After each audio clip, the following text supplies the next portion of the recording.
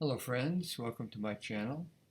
Today's violin lesson will be on the third movement of the Kuchler Concertino found in the Barber Volume 1 Solos for Young Violinists on page 30 and 31. And keeping in mind that this movement is still in the style of Vivaldi.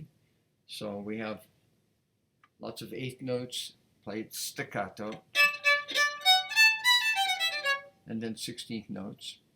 The piece is pretty straightforward. I have a couple of fingering suggestions for you. For example, in bar, oh my goodness, they're below 85.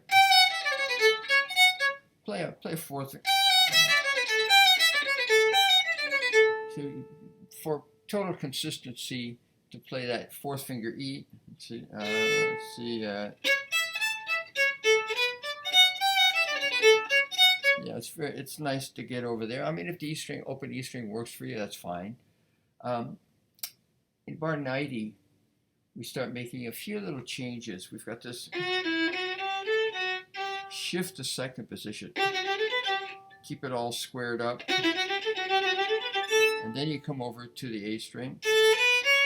And I recommend always, let's shift on the half step. C sharp to D. That's a much more consistent shift than where you got to shift from a 3 to a 2 on a whole step. So I definitely recommend the half step.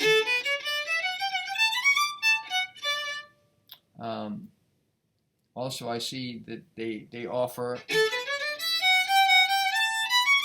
shifting on the E string. That one never, whole step, much more difficult. It can be done, but you know, give you this alternative.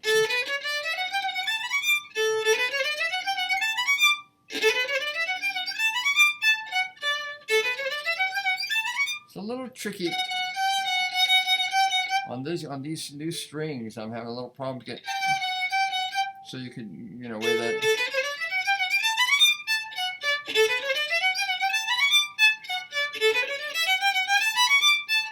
Seems to there you go. It seems to work better today. I recorded it yesterday playing the other fingering. I was also using a different bow yesterday. That makes a difference. And then back to first. Contra. Yeah, they have some. Yeah, they have some open.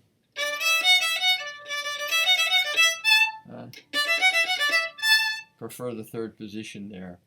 And then that's a nice fingering. And then that's all fine. So that's all good. And the last on this page is the same. All right, so then we're at the top of the next page, all staccato versus staying at first. It's up to you. You know, I like to shift to third.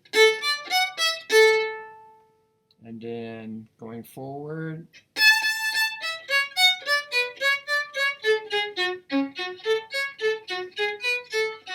That's nice. I did a contrast there in bar 136, piano. Then we come back forte.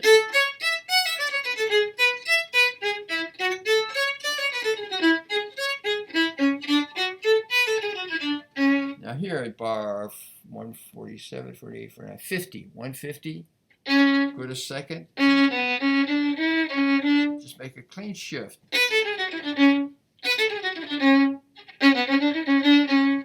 Play the first two notes, second, then go to open. That'll make it very much cleaner.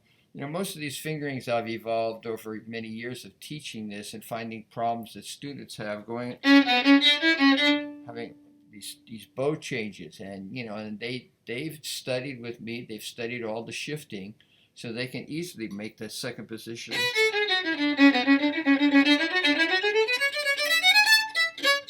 Makes it perfectly clean.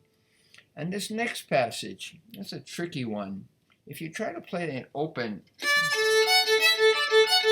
boy, it's complicated with the bow. Simply shift to third position. And then it's quite easy when you start at bar 158 on the open string. Doesn't make any difference to start with.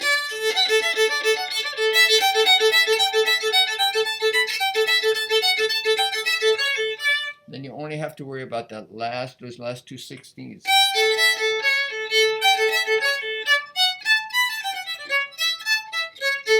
Nice piece, nice happy ending piece. So I hope this few little ideas I'm offering you here in this piece makes it a little more enjoyable. I find that if you're constantly battling, across strings and having E strings that squeak, and this from my experience teaching this, that we can make this a much more enjoyable piece with these simpler shifting patterns. And it's pretty simple as far as dynamics go. There's not a lot of dynamics, and they're very clean, loud, soft, not too many variations. I see there's a few crescendos, but they're pretty natural. Okay, well, thank you so much for listening, and this is finishing up this whole Barber Book 1 series. So hopefully all these pieces will give you some ideas and give you an idea, of course, how I teach and try to expand students' possibilities for making technical things a little bit cleaner so we can focus in on making beautiful music. Have a great day. We'll see you on the next video.